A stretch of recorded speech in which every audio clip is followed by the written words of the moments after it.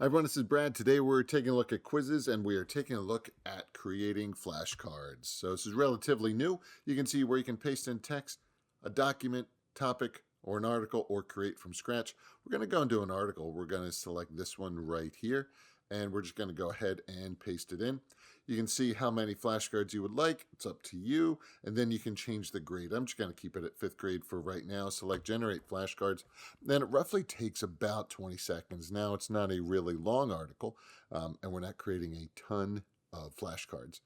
But you can see it probably be ready. There it is. So you can go ahead and scroll through. Check them out.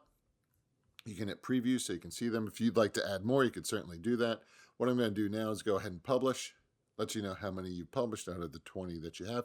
I have the free version. Okay, so again, you can go ahead through, check them out, see what's going on. If you want to translate your flashcards, you can translate them as well. You can create worksheets. You can share this with your class through here, a link, or you could share with students as well. Now, if you'd like to assign this, go ahead, select Assign. Now, right in here, this is setting up any kind of accommodations that you would like your specific students to have.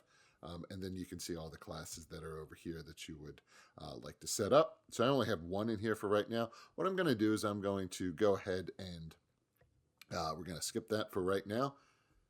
And you can see how you can set up the start time for the activity. Any kind of accommodations, again, you could set that up right in here.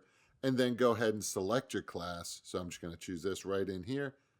Select Next. And then obviously you can go ahead through, put in your title, so on and so forth. I'm just going to cancel that for right now, but you will go ahead through and enter in your information and hit Next, and then go ahead and assign, and you are ready to go and serve your students. There you go. If you have any questions, please reach out. Thanks for watching. Take care. Bye-bye.